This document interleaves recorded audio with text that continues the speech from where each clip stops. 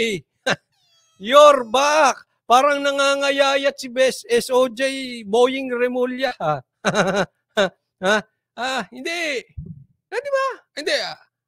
Ako lang to Hindi ko alam. Baka mali ako. Tingin nyo ba nangangayayat? But anyway, minsan maganda yung nangangayayat. How I wish pumayat din nga ako Gusto kong pumayat pero di ko magawa. Nasa Diyos ang awa, nasa taong gawa. Yun. But anyway, ayan, balik na si Boying. Pangalawang araw niya to kung hindi ako nagkakamali kasi kahapon nakaitim siya. Ngayon nakaputi si Boying. Ano mas bagay kay Boying? Itim, puti. Tama, di ba? Tama po ba? Nakaitim si Boying kahapon. Ayun, basta. But anyway, ang point dito, parang pangalawang araw pa lang siya nakakabalik. 2 araw na yung presscon. Ayan na po. Ayan na po si Boying. Presscon boy. Ito ang the original presscon boy. Kaya ako, hindi na ako magugulat kung balang araw o baka next week lang, pinagtatanggol na nito yung PI. Baka next week lang, pinagtatanggol na nito yung kamera. Baka yung next week lang, ipinagtatanggol na nito si Tamba. Hindi po tayo nagbibintang, tanong lang po. Kasi alam naman natin to si Boying, may record tong di ba? Hindi, totoo naman, hindi ako nagsisinungaling. May record to record ng presscon. Ito, hari ng presscon. Simula naging presidente si BBM, ito hari ng presscon. Nawala lang to for some time Kaya nga sinabi may sakit. Hindi ko alam, hindi ko naman kayang patunayan. Basta sabi nila may sakit daw siyang malubha. Pero ngayon nakabalik na. At malalaman natin ng isang taong talagang malakas na, bumalik siya doon sa dati niyang kalokohan. Yung sa dati niyang gawain.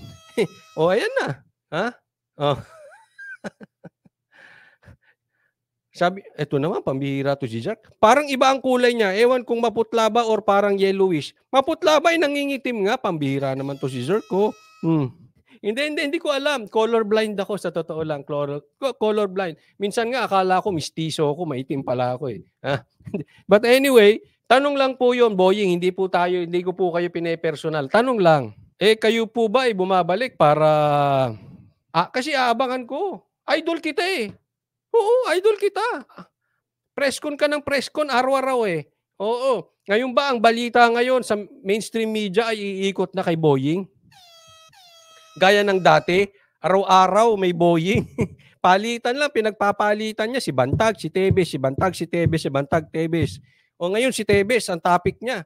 Pangalawang araw niya binakbakan si Tebes. Bantag, next week, ikaw naman. Palitan lang kayo ni Tebes Oo. Baka next week, PI naman ang ipinagtatanggol nito. Hindi na ako magugulat. Ito na, si Boy Presscon. Issuance of the red notice by the Interpol. Sabi ni Shai Sanpay, court contempt na naman yan sa Banatero. So nga, hindi ko alam kung nanonood si Boying ng vlog namin o may nagsusumbong. Sino kaya sumbongero dito? Parang kilala ko. May magsusumbong yun tapos may hihinging pabor. Hindi ganyan, di ba? Yung mga bumubulong-bulong sa paligid, alam mo, kunwari lang yan Hindi lang naman kay Boying, lahat yan may ibubulong yung vlogger, alam mo, tapos may hihinging pabor. Tapos aatakihin na Banateros. Alam na namin yun. Inatake kami dahil dati dyan wala namang sinabing magandang ginawa ni Boying. Anong ginawa? Inatake lang Banateros. Jesus, alam na namin yan. It's coming to town. Welcome back. Welcome to Presscon Nation, Boying. Vis-a-vis us against or involving former congressman, ex-congressman Arnie Teves. Ang Justice Secretary nang nag-anunsyo, may Halal na mahal talaga. Teves, kung nakikinig ka kay Coach Oli, ano bang pinakain mo rito kay Boying? Parang sana all. Ang lakas makain love dito si Teves siguro, no? Talagang mahal na mahal siya ni Boying Biglang lumabas sa lungga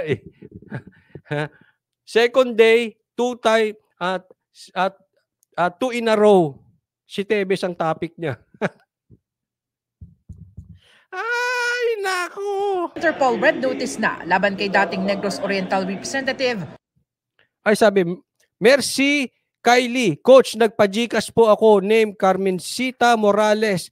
Shout out Toronto. Oy, maraming salamat ha. O pakitandaan sa aking editor.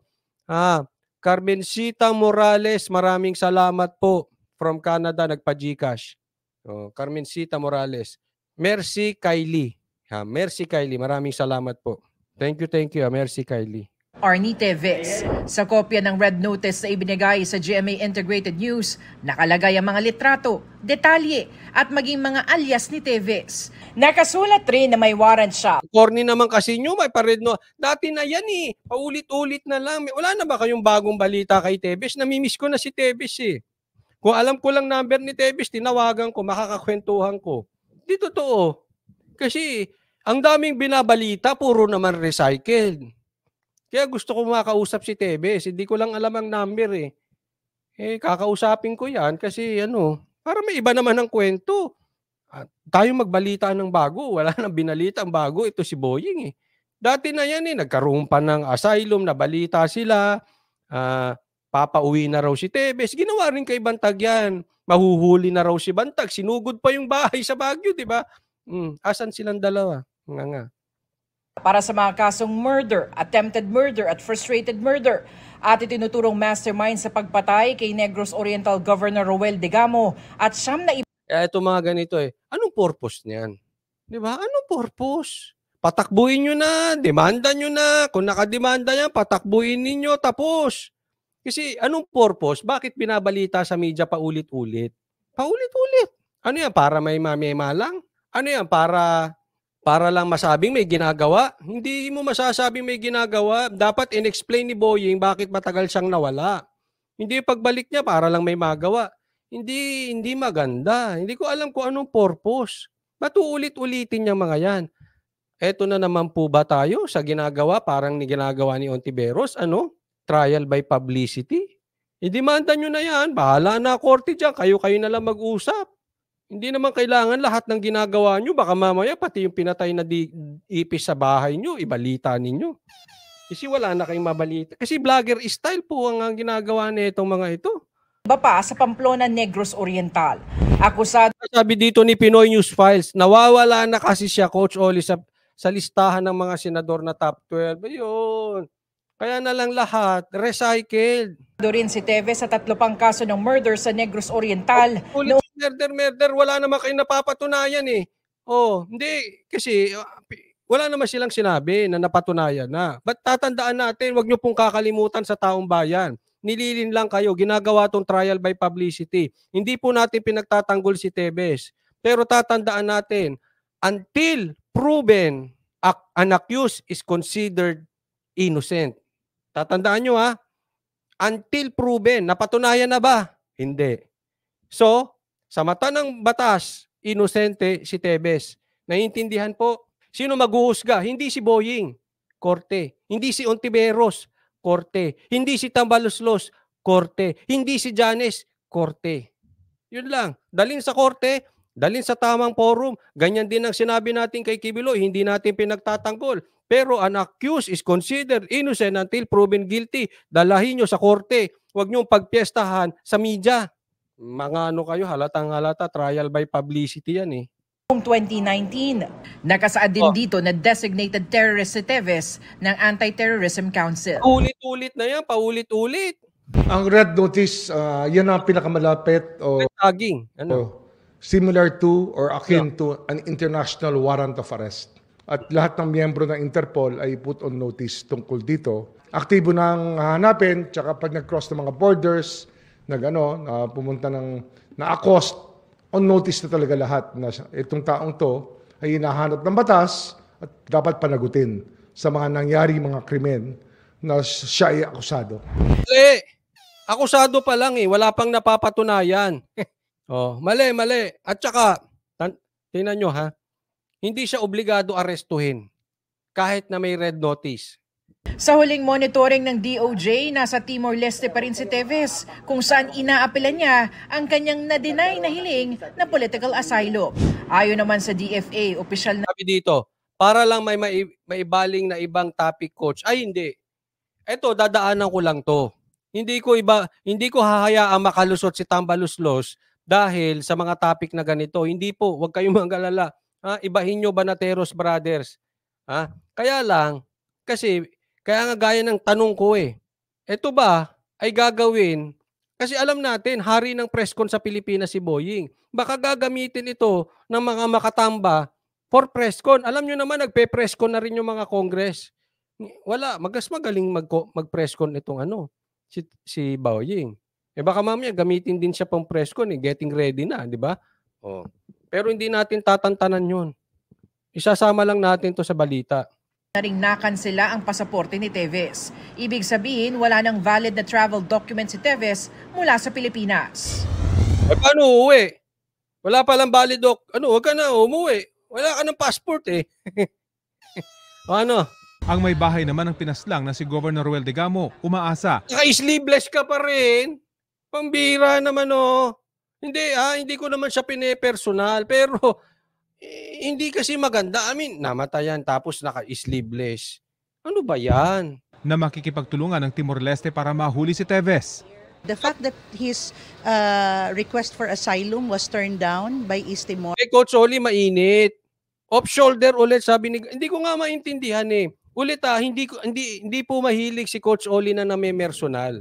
Hindi po yon. Kaya lang ang punto rito, hindi maganda. Di ba? Siyempre, may yan May optics yan, may yan, dapat may PR ka rin. Tapos ganyan. Di ba? Namatayan ka ng asawa. Lalabas ka sa media parating naka-sleeveless. Jesus. Payo ko lang, kung ayaw mo sumunod, sige, tuloy mo mag-sleeveless ka araw-araw. Kada presscon, naka-sleeveless ka. Presscon pa more. Hindi malayong susunod ito na he will be brought home and be made to answer. Pero sabi ng abogado, bakuna blouse tawag dyan, Coach? Zerk Ibiang, sabi niya. Nahuli na ako sa balita. May bagong tawag na kasi nung panahon namin sleeveless O sabi naman dito, off-shoulder. Ngayon naman may bakuna blouse ba? Iba na talaga Iba na mga tawag ng mga kabataan ngayon ni Teves, request lamang ang red notice at hindi garantiya para arestuhin ang kanyang kliyente na patuloy umanong humihingi ng political asylum sa pinagtataguang bansa. Nasa sa mga authorities pa rin ng gobyernong yon kung anong gagawin nila with respect to the red notice. Yon. Okay, maliwanag yan Kayo na lang maniwala kung dapat na bang arestuhin gaya sabi ni Boying or kay Attorney Topacio kayo maniniwala. Pupunta na naman dito yung mga Attorney Topacio. Gaganyan na naman yung mga walang utak na trolls. O kay Attorney Topacio kayo maniniwala na yung red notice na yan ay suggestion lang. Hindi yan batas. Naalala nyo? Naintindihan nyo? Iba po ang suggestion, iba ang batas. Parang traffic light. Kung ano naman connection ng traffic light. Di ba pag kami doon sa mga nagmamaneho, naintindihan nyo ako, di ba? Pag naka-green yan. Pag nag-orange? Di ba, slow down? Hindi po. Sa Pilipinas, pag nag-orange, bilisan mo. Kasi hindi yun batas. Suggestion lang. Pag sinabing, no jaywalking, no smoking, may naninigarilyo pa rin. Kasi sa Pilipinas, hindi yun batas. Suggestion lang. Hindi. Batas yun, sundin ninyo Yan sa Pilipinas, walang sumusunod Pero ganyan yan. Okay? Yung red notice na yan, hindi mo pwedeng diktahan yung ibang bansa gawin kung anong gusto mong gawin. Yan po ay according to Attorney Topacio. Pero definitely, magkaiba sila ng unawa ni Boying. Ngayon, kayo na lang mag-isip. Sino kapanipaniwala? Sino may credibility? Sino mas may credibility? Si Boying o si Attorney Topacio? Sinong papaniwalaan nyo? Si Boying o si Attorney Topacio?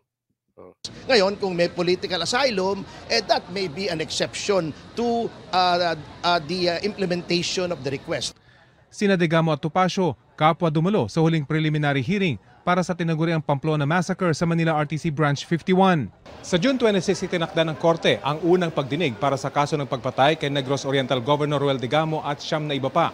Aminado ang mga biktimang nasugatan at mga kaanak ng mga namatay sa insidente na nakakainip na. Pero sa ngalan ng hustisya, magtsatsaga raw sila. The peace will become more lasting if Arnie, along with the others accused, will be brought to court and face the crimes they have committed. Kami ang gustong mabilis na ito. But of course, we have to recognize that there are certain limitations. Ako sa katunayan gusto ko na rin maging mabilis yan eh. Kasi nang hindi mapunta na yan, magkaroon ng, kasi nasa preliminary investigation, mapunta na yan ng formal sa korte nang hindi na yan pinag-uusapan. Kasi gagawin na namang bread and butter yan eh, kumbaga eh. Yan ang gagawing content ng mga mahihilig sa presscon. Ipe-presscon yan. Araw-araw yan si Tebes. Pag tiningnan mo naman, wala namang nabago, paulit-ulit. O bukas, Tebes na naman yan. Another presscon na naman. Pero yung balita, yun din naman. Kaya nga mas maganda, mapunta na yan sa korte, malaman na natin agad, tamahimik na sila, magtrabaho sila ng maayos, kababalik lang, marami siguro mas madapat intindihin. Yung mga nawawalang sa bungero, etc. Bakit si Dilima nakawala? Yun ang mga unahin. Bakit napunta lagi kay Tebes? Nakakapagtaka, di ba? Dapat ang tinutukan dyan, si Dilima, bakit nakawala? Dinala kay Tebes. Diyan na focus. Hindi ko po sila inuutusan kung anong gagawin nila, pero mas pabor ako talaga lagi sa korte. Nang hindi pinagpipiestahan, nang hindi ginagawang content ng mga mahihilig sa presscon. Doon na yan. Pero baka takot din kasi sila sa korte, alam nyo kung bakit. Tandaan nyo niya, kung hindi ako nagkakamali, 11 mga witnesses nila nagsiurong.